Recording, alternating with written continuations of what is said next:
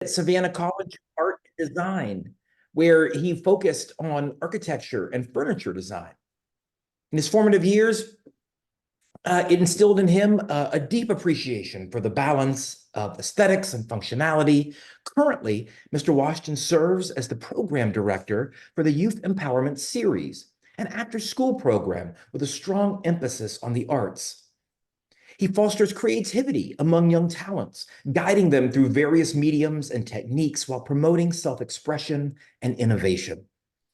His impact on the art world extends beyond his individual work as he continually strives to inspire and empower others, emphasizing that journey of creation is just as important as the destination. I am proud to present to you Mr. Roscoe Washington. Good evening, ladies and gentlemen. Welcome. Today, I invite you to embark on a journey into the captivating realm of art and design. At its core, art is an expression of institution and intellectual response to the world around us. It transcends boundaries, weaving together threads of our emotions, thoughts, experiences into a tapestry of creativity. Art in its purest form embodies the spirit of human imagination and innovation, inspired by nature, which is God's creation. And I've noticed that in nature, there's perfect examples of the vocabulary words that we use in class every day. Here's a few of them. Elements of art is space, color, shape, form, value, texture, and line. Principles of design are balance, unity, variety, emphasis, movements, pattern, and proportion. You can see all those things in a garden, in your yard, chilling with your family, exploring museums. But learning the vocabulary is very important because it helps visual literacy to describe what you see and helps you understand why you like something or why you want to use something to express something that you're feeling. I like to describe an artistic journey as one would describe a journey trying to find a word in the dictionary. You might start with one word you're looking for, but as you travel through the book, you're going to find all these other words that give you insights and other information that you might not have been looking for.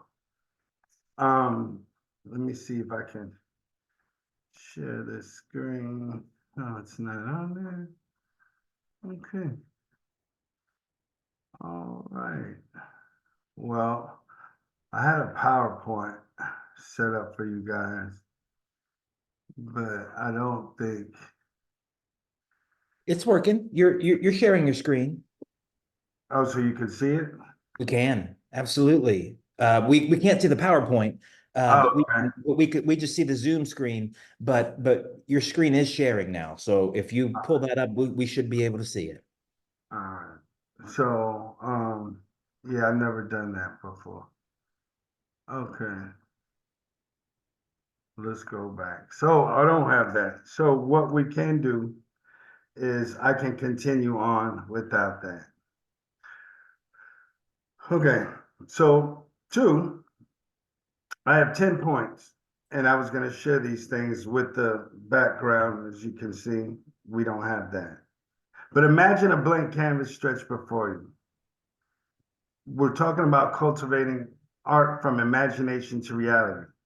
An empty space brimming with infinite possibilities. It can be an empty room, it can be a blank wall, it can be an outfit that you're going to wear to go somewhere. The vision that you see, the cultivating of art, is harnessing the power of information to translate what you feel or what you think into what you visually see. It's about taking that initial spark of inspiration and nurturing it and allow it to blossom into something truly remarkable. Every stroke of the brush, every line draw is kind of a testament of the transformative journey from beginning to middle to end, from conception to creation. Sometimes with my students, vocabulary words can stop you. So people will say, oh, I can't draw. And then I will be like, no, we're not going to say can't. We're not going to block energy like that. Let's say you can write your name, right? You couldn't write your name at first until you practiced. Now you can write your name. But at first it was just as foreign as somebody trying to tell you to draw. So I like to say visual note taking, because most people who have a foundation of English and can write understand what note taking is. And then when you connect them with visual note taking, all I'm asking you to do is document what you see. I'm not asking you to be perfect. I'm not asking you for somebody's to look at somebody else. Just to be comfortable within yourself, the pencil in your hand, expressing what you see. I also learned on this journey that art creates solutions to problems. It's not merely decorative, it's functional in a way that has a remarkable ability to solve problems, big and small. There's times when you think of design innovations that have revolutionized industries or artistic expressions that have sparked social change. Art serves as a catalyst for innovation, offering new options and alternatives, new creative insights and solutions to the challenges we face every day. So some can be technological, like the one I'm experiencing now, or some can be insightful as you find a way to make a way out of nowhere. I've also learned on this journey that art as a form of therapy. In times of contemplation, hardship, and adversity, I find drawing to be a sanctuary for the soul of sorts, a means of processing emotions, confronting inner things, and finding solace in self-expression, even if it's what some people call doodling. You know, some people call it graffiti. Some people call just writing the same thing. Musicians do it too. Sometimes you play the same loop over and over and over again until it sparks something new to come out. I also learned that through art, you can navigate the complexities of inner worlds and inner feelings, finding healing and a release or purification or purge of sorts, similar to like working out, like how you might feel after going to the gym. You'd be like, oh, I'm glad I got that off my shoulders. Sometimes art can take you places subconsciously, like a book would take you somewhere, or the way that you can drive, navigate traffic, listen to music all at the same time. It's a zone of sorts. And if you learn how to see, that's the key to most creativity, is learning how to see a different way of exploring something. And it also, engaging in these artistic pursuits can actually, drawing, painting, sculpting, exactly enhance cognitive functions, improve memory, improve problem solving skills. There's literature that expresses the benefits of art. You take kids that have certain problems and certain situations and you put them in the piece of a library, you put them in the piece of a museum, and things sometimes seem to work themselves out mentally by exposing things that normally you wouldn't see. I used to teach in Richmond. Richmond's on very, very poor side of the city. On the other side of the bay is Sausalito, and Sausalito is probably one of the richest per capita parts of the bay. So you would have an art festival going on one side of the bay that people couldn't go to. So me and a bunch of other artists would go there, get all the flyers, get all the cards, get all the advertisements, everything from every table that we could fill our bags up with, and we take it back to the school and expose the kids that would never see it in a way to see things that they wouldn't see. So I believe in the engaging of artistic pursuits, you know. It's not just for the soul, it's also for the mind as well, you know. And contrary to popular beliefs, creative and logically are not mutually exclusive. They are complementary forces, kind of yin and yang, that work together as a tandem of sorts to drive innovation. So sometimes I might read, and study, and I call it a visual recognizance of sorts, and then take these things and put them back together like a puzzle, and then create the final product for whoever the client might be. But fostering a holistic approach to problem solving and decision making is what the creative side of the brain is for. And if you use these exercises that I'm sharing, it, in essence, art and design bridge the gap between imagination and rationality, uniting the best of both worlds. It's also about creativity, can also be about forging connection of sorts between ideas, between people, between the outer and inner worlds. Through art and design, we have the opportunity to explore interplay between perception and reality, blurring lines between the tangible and the intangible. In this space of true creativity thrives when you take out the word no, you take out the word can't, you take out money, you just care. Here it goes. Give it a shot. I had a student one time, he was doing something, he wasn't doing it wrong enough to where he would hurt the machine or himself. He was just doing it in a way I hadn't instructed. So I was kind of about to say, no, you can't do that. No, you can't do that. No, you can't do that. But something said, just let him go. And I stepped back and I watched him create one of the powerful pieces in the class just because he did not know what he couldn't do. And I didn't stop him. I just let him ride out.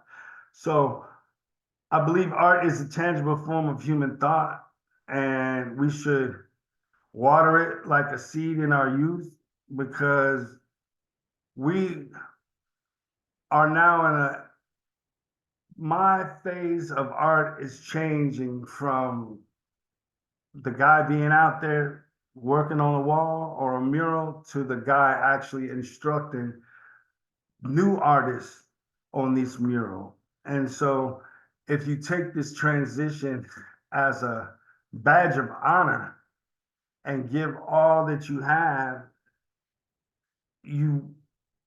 it transcends everything. I've worked in a class, it transcends language barriers. It's a universal medium that we can communicate our deepest hopes, fears, aspirations, whether through paint, clay, digital media, it doesn't matter. I've seen people tear paper and squeeze paper, and I didn't even know it was paper when they got finished. I thought it was a painting, and I was just like, oh my, and it's just what it means to be human. The one true global language we have is art, and it speaks to our need to reveal. It helps us heal. It helps us transform. It's the resulting piece is not just the result of the journey itself. It's not the masterpiece on the wall of the gallery. It's not the one in the magazine. It's not the one you get a letter grade for. It's not the one. It's the simple true essence of art lies not in the destination, but in the journey itself. And as a testament to the human spirit and its endless capacity for growth and transformation, I would just like to share something that I just read lately, and it says, art is our one true global language. You get lost in music, in a painting, in a movie or play, and you feel something shift within you. You read a book so compelling that you pressed it into the hands of a friend. You heard a song so moving, you listened to it over and over, memorizing every word. The arts bring joy, inspiration, well-being, understanding, even salvation. And while these experiences may not be easy to explain, you have always known that they are real and they exist. And I also believe creativity is a circle of your experiences, and everybody is equally prepared to tap into gifts you already have. You just have to,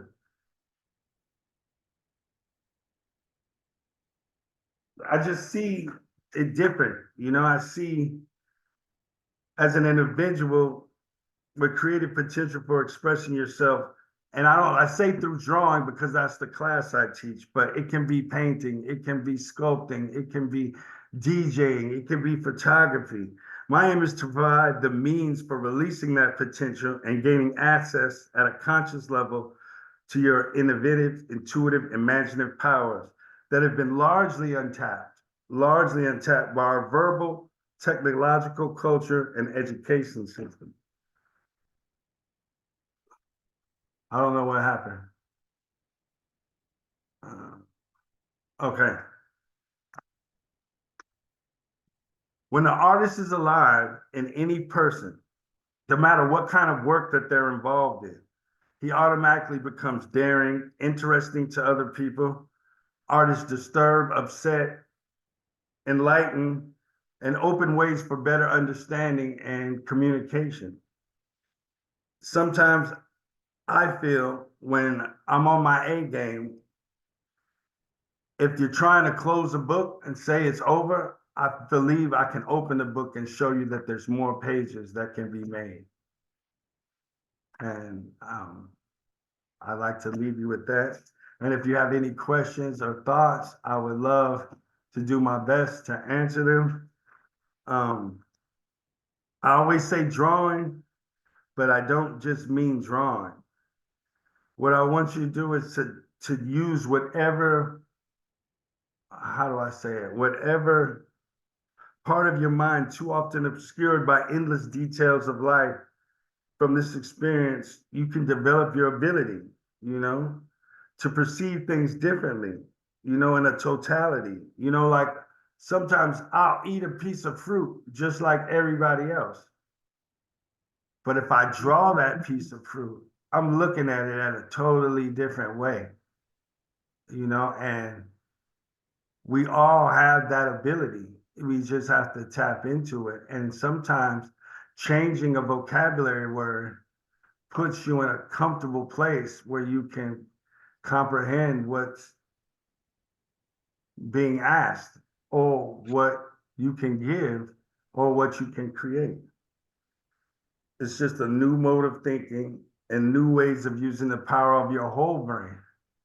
You have two different sides, you have one creative and one logical. Sometimes we get caught up all the time on logic and bills and we don't play, and once you start looking at everything out as work, it kind of defeats the creativity.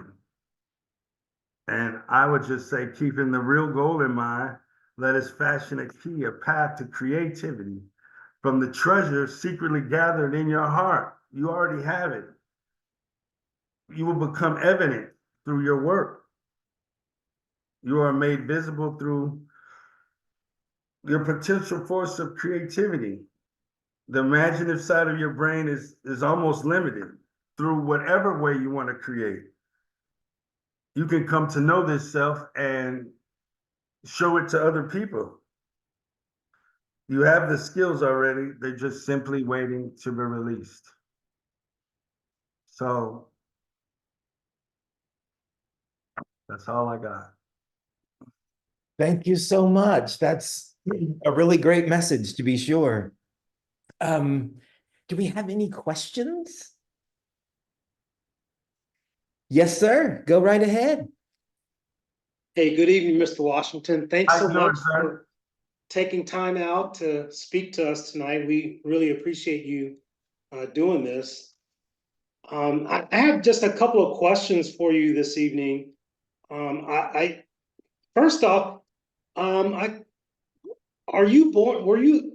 You weren't born in Thomasville, were you? My family moved here when I was about 12 years old. So I'm from here. I'm from here. Yeah. So you moved to Thomasville from where? I was moved here from St. Louis by way of Denver, and then I ended up in Georgia. My family moved from Denver to Georgia. I just moved to St. Louis first, and then I came here. But Oh, okay, I see. So I noticed that you design furniture in your bio. It talked about you designing furniture. yeah, I went to Savannah College of Art and Design, and I was very interested in architecture and also furniture design. So I started taking electives in metal and furniture because it was in the basement of the same building. So I just kind of try to use my electives as individual things that I can do professionally on my own. So I would learn the basics, the machines, and I would move on to another one. So I tried to very with purpose choose my electives rather than letting them tell me which ones I wanted to take. So that's how I kind of got all those different classes under my belt. So you just took the classes, but have you done creations or done furniture Oh design yeah, for a I've specific? I did my first project was a chess table. I've built the furniture. I've built the deck. I've helped design. I've done a lot of drawings for things that didn't get built. Um, I believe that when I studied historic preservation that summer, there was a lot of work that I didn't realize how much hard work it was. So I realized at that point I really like drawing and designing more than actually running a plane. And then I saw the injuries that could come from certain power tools. And I'm kind of, I'm safer with a pencil, so that's what kind of, but I've drawn a lot of stuff that definitely can be built or has been built. And so most of your designs, they were self-inspired or minimal use of like computer aided drawing applications and so forth. That's Or funny. So I got two stories for that. One, we started doing art when Kinko's used to be open 24 hours. So when the first wave of technology came out, we were like, bah humbug, I am Photoshop. We were physically manipulating with the machines, expanding and doing those things. My freshman year, they introduced DataCAD. So we had to do computer work. And although it was technology, the plotting and the printing hadn't caught up to what you could design.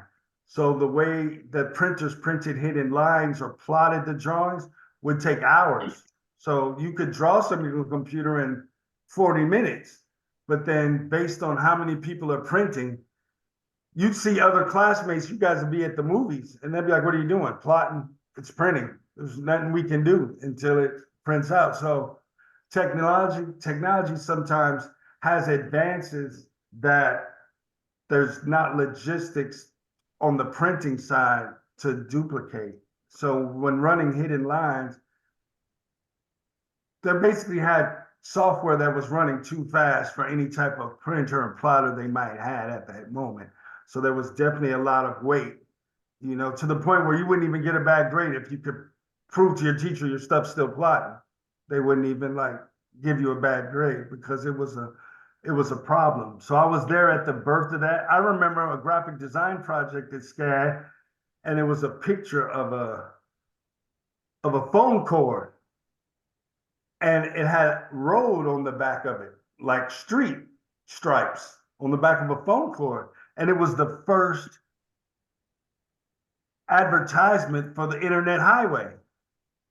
And my friend was doing that project. And at the time, internet wasn't a thing like that. But in art, I was watching people design for those things. So watching technology unfold in real time was nice.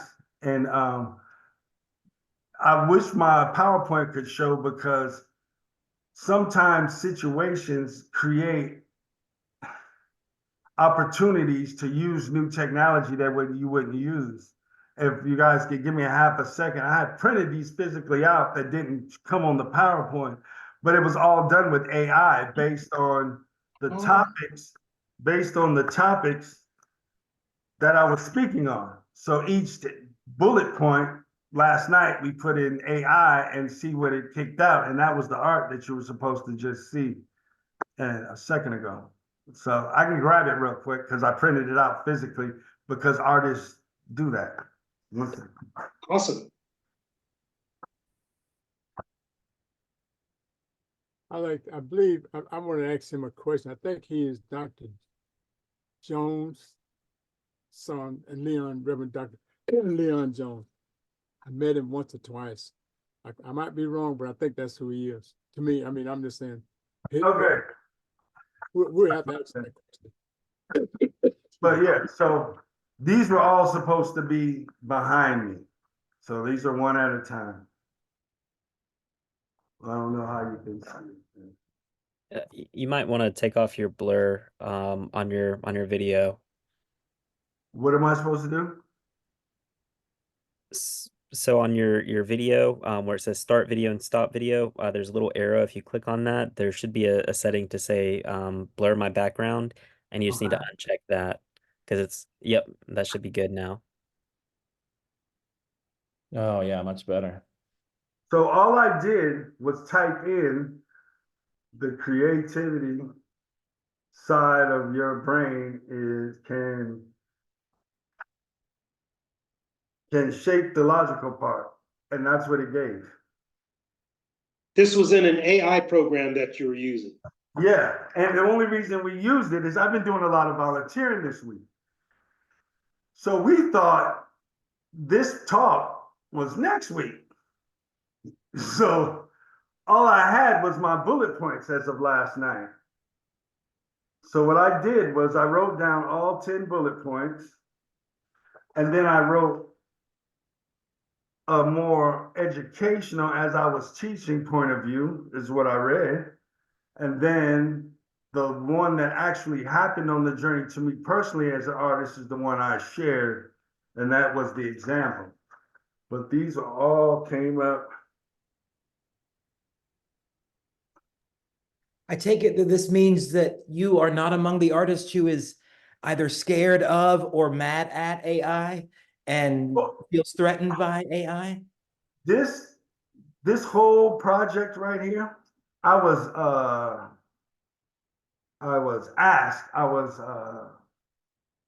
referred, or somebody said I would be good for this. Mr. Halley and the museum and my family go back way far. So it was an honor to be asked. So I don't think if it wasn't for this situation that I would have ever even used it. It was more me, because I have hearing issues, so I don't do Zooms and things like that. I'm a face-to-face talk to kind of person. But like I said, this is like my family. So I was like, yeah, I'll do it. Then my brother said, hey, you need a PowerPoint. So I was like, okay. So I'm up at the last minute trying to do a PowerPoint. And then I said, if I'm gonna do a PowerPoint, why don't I do an art PowerPoint? We have a Canva Pro option that we use with the kids, so it's all universal to everybody. But in there is an AI section. So we just say, give it a shot. And like I said, these are just bullet points that I had to keep me on task, because I figured if I talked for 4 minutes about each one of these topics, that would give the 40 minutes that I was needed. The most I've ever done is probably a 5-minute talk. So I was just trying to plan to keep your guys' eyes occupied while I was saying what I had to say. But yeah, this is my first experience. And if it wasn't for this situation, I don't think I would have used my artistic talent or my artistic. Sometimes artists do stuff at the last minute. You just throw all your creativity at it, and you come up with something, But I don't think, just because of the incomplete arguments that I've heard, I wouldn't personally have tried it. I've had friends that are writers that have seen some of their stuff being manipulated and things like that. And where I'm from, the way we come up, it's it's culture, not corporation.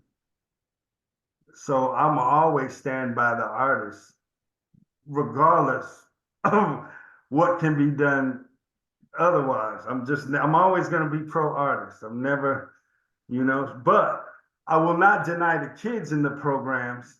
If they ask me a question, I'll give them an answer. My personal opinion is my personal opinion. I have to keep everything at the speed of life or speed of business. If it's available in a safe environment, I'm gonna expose our kids to it, kind of Montessori style. As much as they can take is what I will give them. So I might sign up to do one class, transfers or basic printing. But if they eat it up and there's still time left, I'm not gonna stand off. I'm gonna give them vinyl now. Then I'm gonna give them, and then if they're still there, hey, go get the machine. Let's do some silk screen because you guys are eating it up. I'm gonna give it to you how I can get it. So you want them, it has a place. And I don't know if it's actually a place for me. What I did get out of this is I'm gonna use these in the library. So I guess I got something out of it because I usually buy posters to hang up for the kids for inspiration, but now we can just use these. So it was a win-win, and it's beautiful. It came out pretty good. I wasn't not impressed, but I'm also not trying to do anything shady. I think most of the conversations about AI are because people who are trying to do something shady. That's usually when people have complaints about things, Some things I don't think you should be done. And like I said, I respect the arts. So I say I print something that was just general purpose off the internet. That's one thing. But if I actually know the artist, that's another thing, So it's like you have to respect your circle of creation, and that's what I think. I know we have lots of follow-up questions, but just to follow up on that real quick. So do you think art done by AI is art?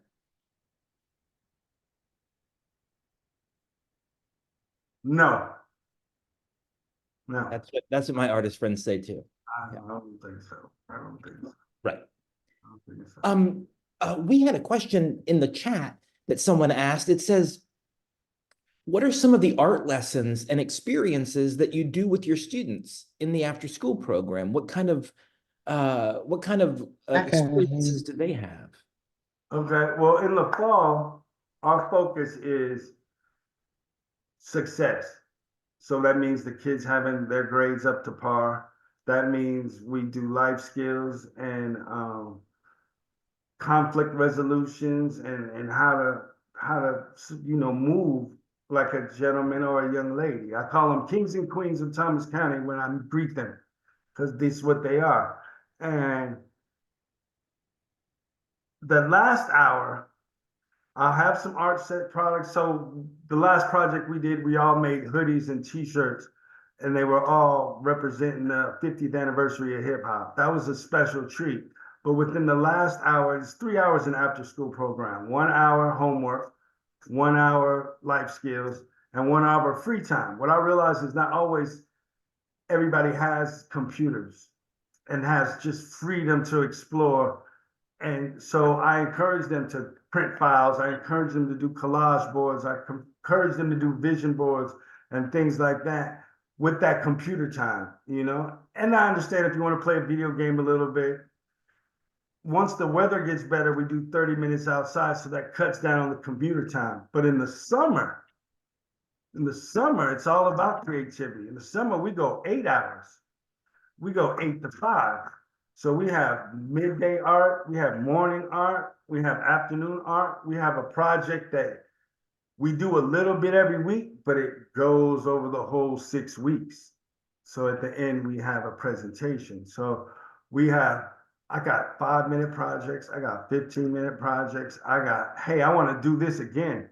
hey, I want to switch it up. We do branding. We can show you how to make t-shirts. You can design your shirt.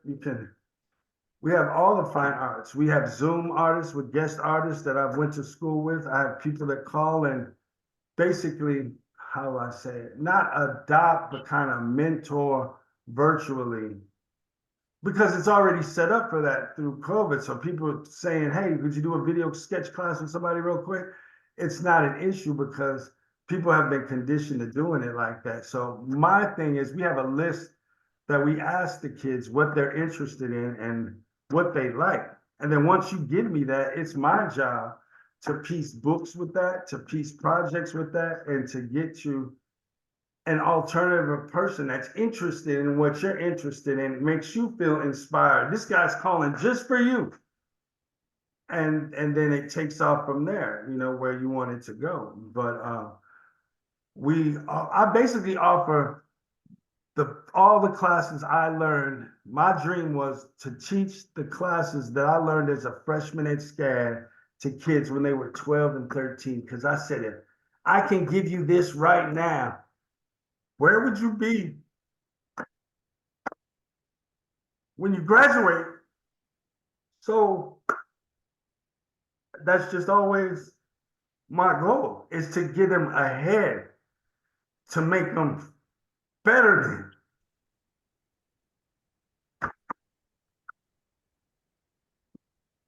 Mr. Washington? I believe they need to be spoiled, watered, and enriched, and given every opportunity to succeed at no cost. It doesn't matter.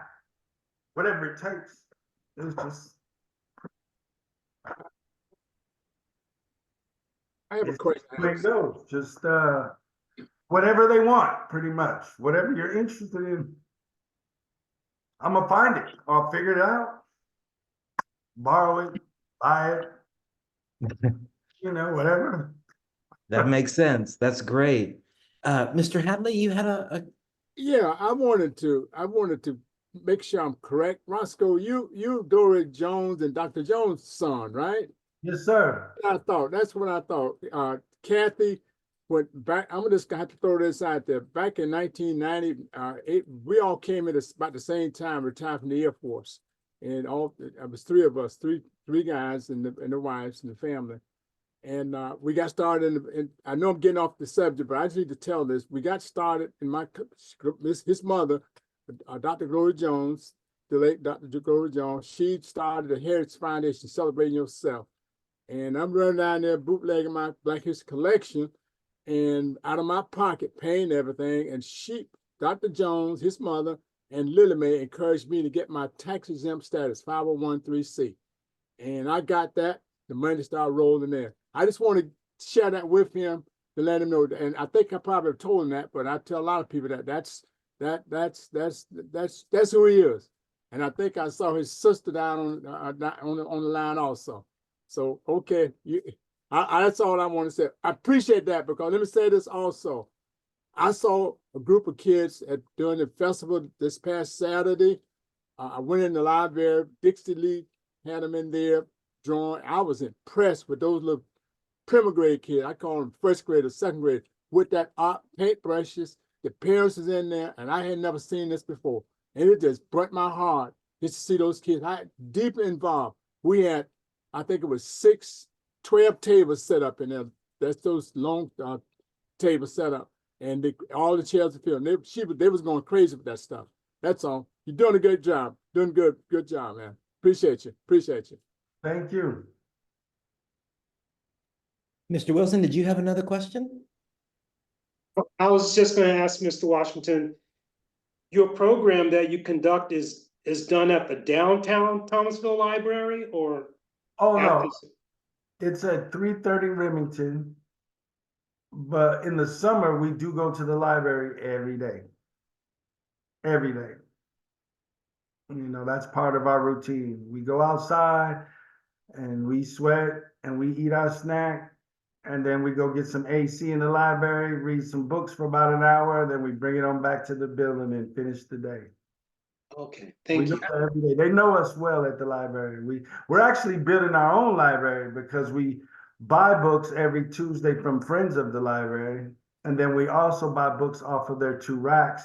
And then I also know a bunch of bigger libraries through my travels that know what I'm doing, and they just ask what I'm interested in. They'll pile them up, and then I bring them home, and the kids relabel them and put them in their orders. And we have 5 levels, and first readers, second readers, third readers, things to do a trade that you learn a skill from, and then the other one is just history is our 5th topic. But we build in our own library, and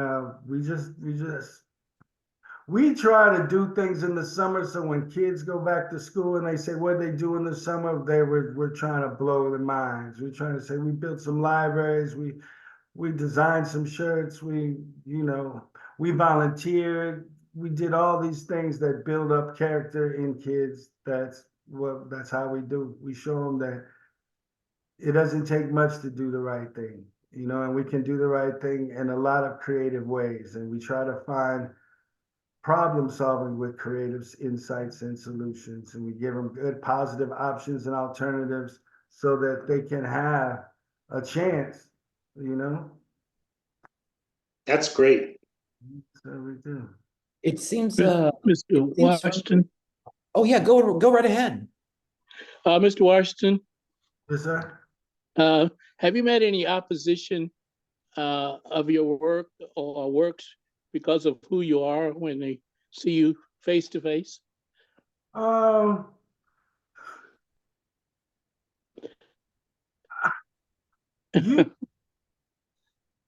They might think they were gonna be opposition, and they might have thought that it might have worked, but I believe in kind of no weapon formed against me shall prosper, and it don't really work. I've had people say, I've been all around the city and try to get somebody else, but they tell me you're the one. And that's because I believe in what I do. And I try to go above and beyond any opportunity I get, because I look at it as a blessing to be asked. It's a blessing to be asked, and it's also a blessing to share it with somebody who wasn't asked. And sometimes our kids don't get asked. So I can play whatever role it needs to be, shave, don't wear my hat, wear slacks, whatever it takes to get it. And then I can share it with the people who never would have had a chance to get it. And that's just the kind of way I try to maneuver to keep everything, But no, that I don't think that most of the time that just exposes them to themselves rather than it does anything to me at all. And if they did, I probably wouldn't get it, because I'm in an aesthetic sense. I'm looking at art and architecture. I'm not paying attention to negativity. So I probably just went over my head. I probably didn't even see that opposition, Tony has done some great work here in Thomasville. He did a project for me at the Boys and Girls Club back about 5 or 6 years ago, maybe a little longer, Tony. And a beautiful mural that was done there. So his work speaks for himself. He's being very modest now.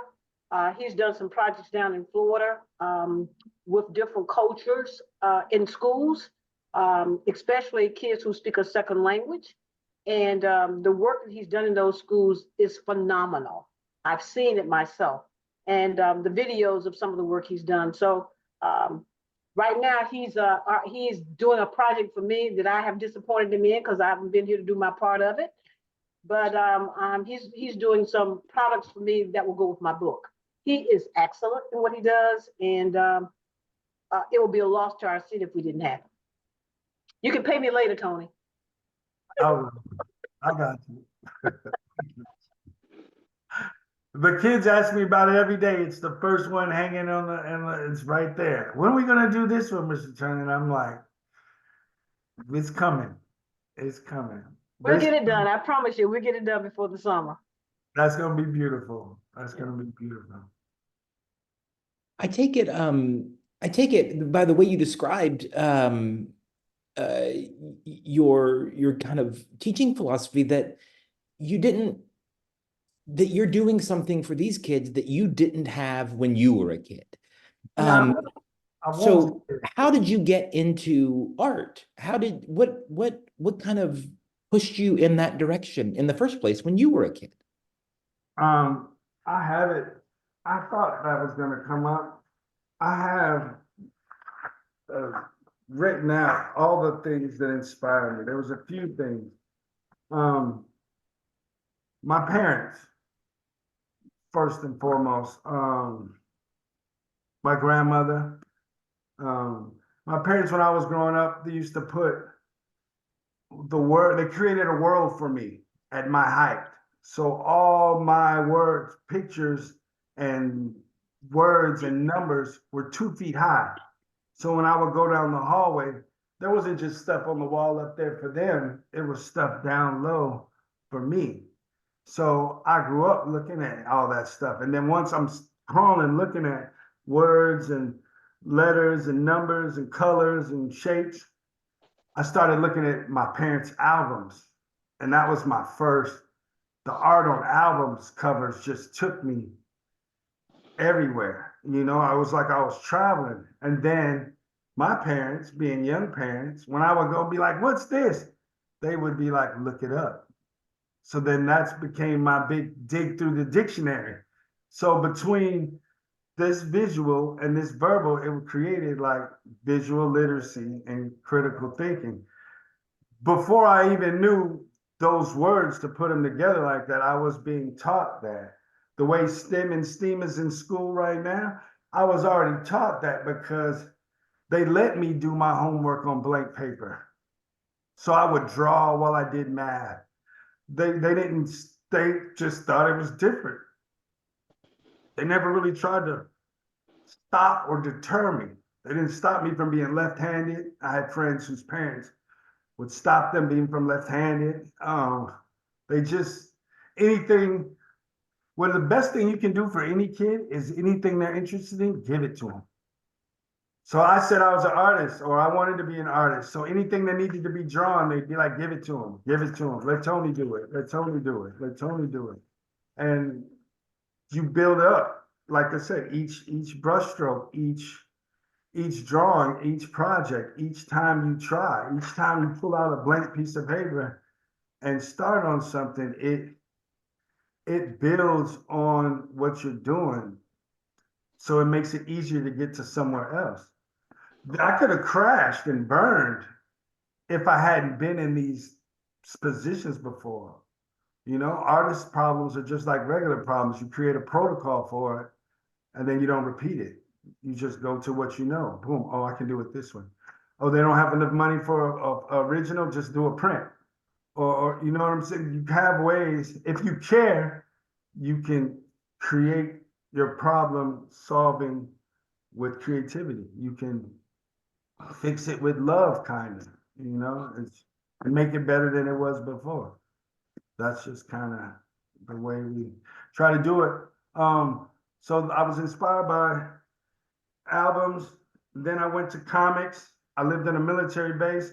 There was a lot of bottle caps. I collected bottle caps, the artwork on bottle caps, you know, and then some of them got really, you know, I used to create bottle caps, and then until one day, my parents are religious, so they looked at it one day and was like, these are all beer bottles. And just threw them away. So that was the end of my bottle cap. So then it was stamps. Then I started going through stamps.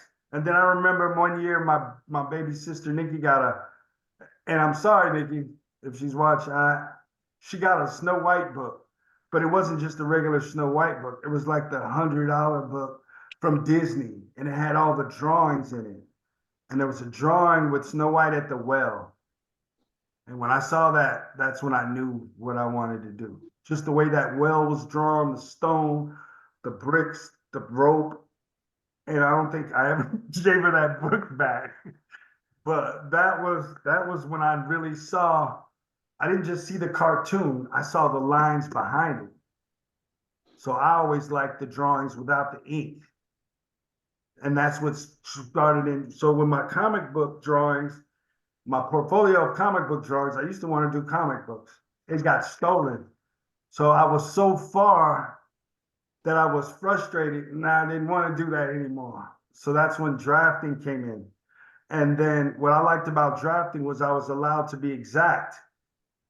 Comics, you can be exact. It just takes the tools with architecture allowed me to be exact, and it was fun. I love the tools. I love the pieces. I love the parts to the whole. I love looking at things from a bird's eye perspective and then pulling it apart and opening it up, because I went from 2D to learning 2D, 3D. So I had it's like a basketball player that's used to playing point guard, then he gets tall, and you're like, oh, he can still move like a little guy. Well, because he was taught that. So my creative ability came from a history of drawing comics. So when I started doing architecture, my renderings were so bam, because I'd already studied color in a different way. I was already coming from a comic book background. So you mash that with architecture, it was just like, it just went somewhere that people weren't ready to see, because I was thinking background, foreground, middle ground, meshing it all together, running it through Photoshop, pulling it back out. You know what I'm saying? And just mixing up everything, you know, like a DJ, like a mixtape, just mashing it all together because nobody ever said no.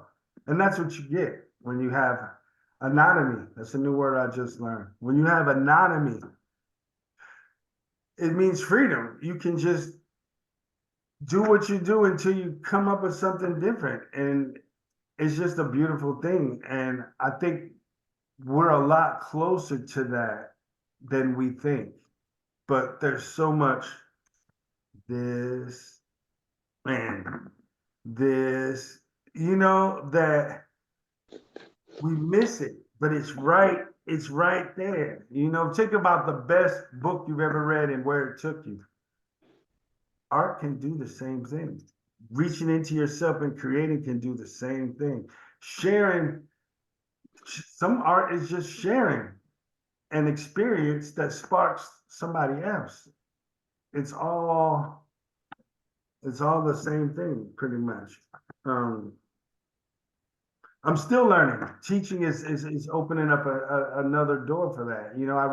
I had a thing on my wall I read about a paraprofessional. And I was looking at the things that it said to make a good professional. It said you have to care all the time, no matter what. And I was like, wow, because I didn't think I did that all the time. But I wanted to take that and ingest it and put it into my thoughts. So even if I wasn't always practicing it, it was always a thought to strive for. So teaching has given me another avenue. How can I put these pieces together quickly so these kids can take it home with them? Because I know what it feels like to have to wait till next week to take the project home. And that used to suck. So the one thing I thought when I did it is, how much of it can I pre-make? How much of it can I put together before they get here so that we have a smooth transition and they leave? Because my joy is, look, Mom, look, Dad. That's what I like. Because you can tell they're proud of it. Or when we do a mural and they see the little part, they come and go, I did this section right here. See this? I did all this right here. And art sometimes gives you a confidence in yourself that nothing else can do. Everybody's not good at sports. Everybody's not good at musicians. But if you can teach somebody to create within themselves and say, when that intuition tells you to move this hand and make this line this way, believe in that. Go with that. You're having that for a reason. You're a special person that there's no other one like. And everything you do is unique to you. And that gave me a real sense. When I learned that, that's when I was like, it didn't matter what medium.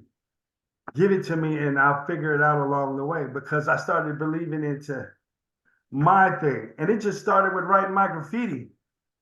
My first oil painting was me writing my name in graffiti over and over and over and over again, turning it.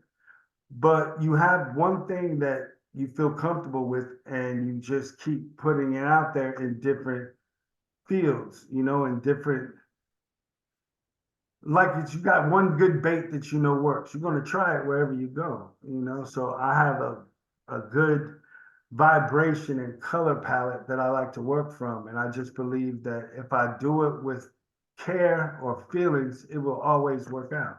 It might be some different things you have to change. Like I showed you my art instead of it being behind me, but it still works. You know, it still worked, you know. I had a Zoom call that didn't work out, and I held up a Post-it note with my phone number on it, and the lady called me, and I still got the job, even though the Zoom didn't work. So, you know, what God has for you is for you. It's kind of the way I look at it, you know. And then if you know that, when you get it, treat it like that, you know. Treat it like that. And so that's why I'm here. And I'm just loving being here, you know. I don't mind being a local artist from Thomasville right now. You know, it's a beautiful thing. You know, I'm honored and blessed to be a part of this whole thing. And I want to work with your kids. You know, I want to help inspire the next Mr. Flowers, the next Gloria Jones, the next, you know, the next. We need to replace what we lost, you know. We need to keep going. We got a lot of work to do still, and we need to put the tools for success in the path along this journey.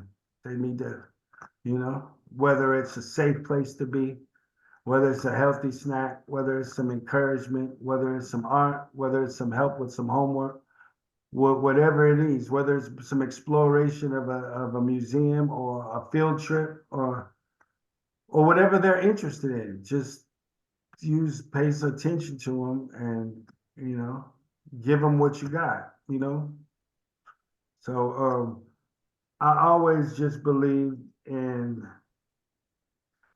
people like they believed in me, even if I don't know those people. Because somebody believed in me, you know. Somebody took a shot on me. Not everybody that helped me did I know. So sometimes you got to look at things like, I'm doing this for my sister or my niece or my nephew in case they're ever in a place where they need some inspiration or some help or some guidance or an extra step, you know? And it doesn't cost you anything. You know, it doesn't cost you anything to sit down there and ask them a question and give them a real answer and share something with them. And it raises confidence in a kid if he knows that no matter what, there's somebody on his good days or bad days, there's somebody they can reach out to and say, hey, this is what's going on. What do you think? I go, what do you think? And then we go from there and try to solve it with creativity. And that's where we're at with it. It's a it's a great message, to be sure, and one that we'll almost close out with here. We're about at time, but we have one more question from the chat that I wanted to throw at you here. What is one of your favorite architectural renderings you've created, and for whom did you draw it? And do you ever see yourself collaborating on a project with Ashley Furniture of Thomasville? Wow.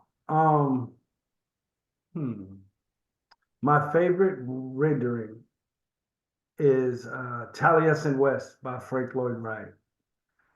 I did a collage rendering of that on with a quill and ink on vellum when I was at FAM. And it was a very special drawing because my mom was getting her master's at a school in Phoenix at the time. And I told her about it. I said, if ever a big building besides a church will give you a religious experience, this one is it. And so she went out there and saw it. And it was just cool that we could share that. I would work with, I'm open to any project and any collaboration that I can share with kids. If I can make it a class, I'll go and do things with different people just so I can take my kids and show them too. Hey, check this out, you know, or look at this opportunity we got. Oh, you want to see me draw this? Listen, we got a job. They'll come in and say, what are you working on, Mr. Attorney? I'll be like, oh, this is artwork for this person. And just to be around it, just to see it, it does something. It shows that it's real. So, yes, I would have a conversation. I would look into see what they were talking about. I've never thought about it like that, but I believe that you can design anywhere. That was kind of what the freedom that I got was when I learned about college and school was you come here with your talent in my building. I just was focusing on, let me go get a building and then I can express my talent every kind of way that I want to in the build instead of just being stuck in one thing, you know, and autonomy. That's what I like. But yes, the question would be yes, I would work with Ashley Furniture of Thomasville, especially if I could do a studio and have the kids involved. You know, I definitely would do that. Even if it was just a field trip, I would definitely do that, you know, just come and see. So That is absolutely excellent. And I think a great place to stop. We are so honored that Mr. Washington was here with us this evening. We can't thank him enough for his message and all of the work that he does in the community. And we thank all of you for coming to listen this evening. This is the last of our Black History Month programs, but surely we will do this again in the relatively near future. Be on the lookout for more program information from the Jack Hadley Black History Museum. We thank you again for coming tonight, and we hope that we will see you again very soon. Thanks, everyone, and have a great. Thank you, Mr. Thank you. Washington. It was Thank Washington. Great job. Enjoy. Bye. Thank Thank you. you. Appreciate it. Very good.